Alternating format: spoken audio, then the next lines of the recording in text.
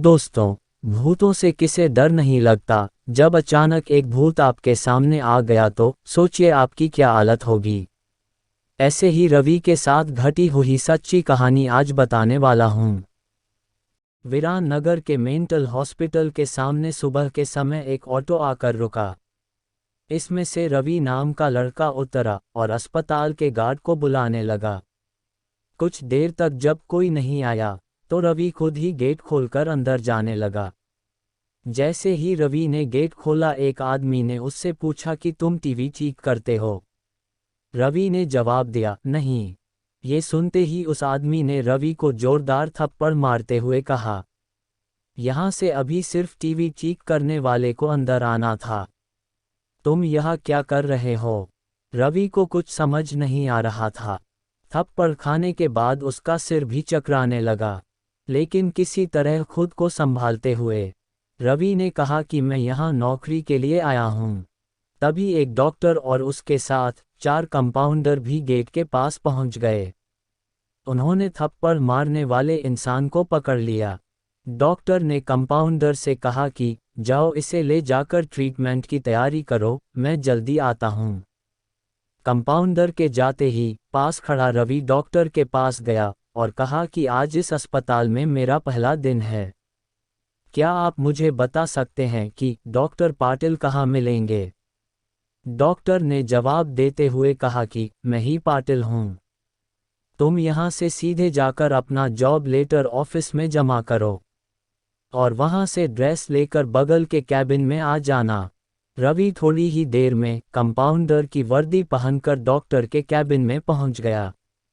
Doctor ने उसे बताया कि जो तुम्हें अभी गेट में मिला था वो पागल है। पिछले 8 दिनों से वो सभी को टीवी बनाने वाला समझ रहा है। फिर जब उसे पता चलता है कि वो टीवी बनाने वाले नहीं हैं तो गुस्से में थप्पड़ मार देता है।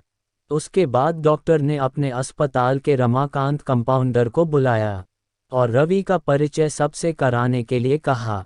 रमाकांत ने कुछ ही देर में रवि से सबको मिलवा दिया और फिर उसे मरीजों के कमरे में ले गया। वहाँ हर कोई कुछ न कुछ अजीब हरकत कर रहा था। कोई दिल टूटने वाली शायरी सुना रहा था तो कोई फिल्मी संगीत गाते हुए डायलॉग मार रहा था। सभी मरीजों को दिखाते हुए रमाकांत ने रवि से कहा कि आज के बाद से तुम्हें इन सारी चीज़ों को झेलना होगा।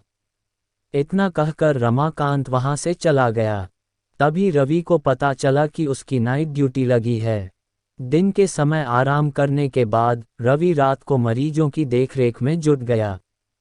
जैसे ही रात के 12 बजे तो सभी का चेहरा डर से पीला पड़ने लगा। हल्ला करने वाले मरीज भी चुपचाप से एक कोने में बैठ गए। ये सब देखकर रवि को बड़ा अजीब लगा। उस दिन नाइट ड्यूटी में मौजूद डॉक्टर से रवि ने पूछा कि आखिर ये सब क्या हो रहा है?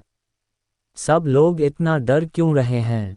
डॉक्टर ने जवाब दिया, इस अस्पताल में रात 12 बजे के बाद भूत घूमते हैं। वो सारे भूत इसी अस्पताल के पुराने मरीज हैं जिनकी इलाज के दौरान मौत हो गई थी।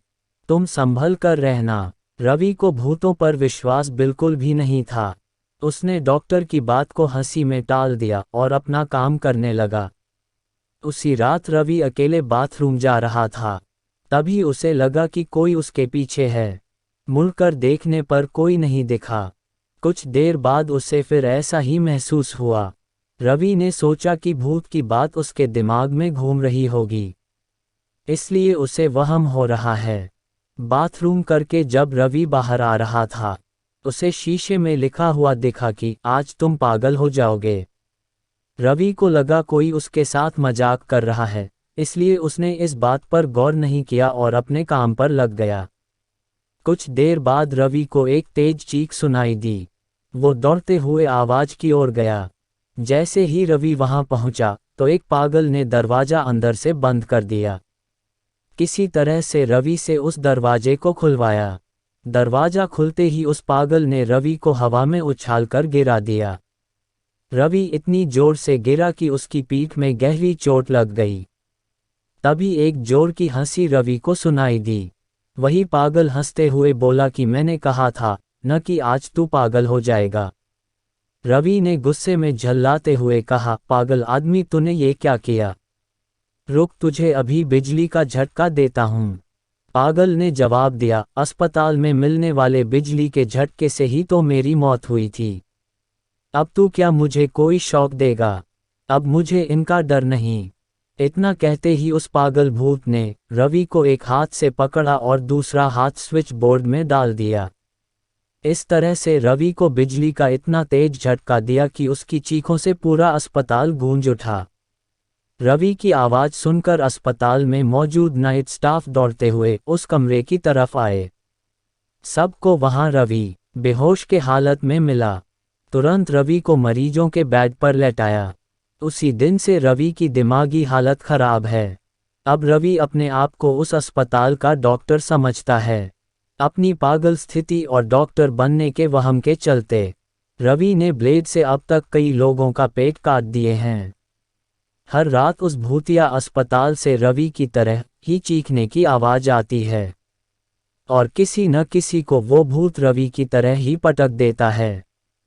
ये चीखने की आवाज़ हमेशा उसी समय आती है जब रवि को बिजली के झटके दिए जाते हैं। कहानी से सीख, सामने वाले की चेतावनी को हल्के में लेना खतरनाक हो सकता है। हमेशा सतर्क रहना चाहिए। थोड़ी सी भी सावधानी हटने पर भयानक दुर्घटना घट सकती है।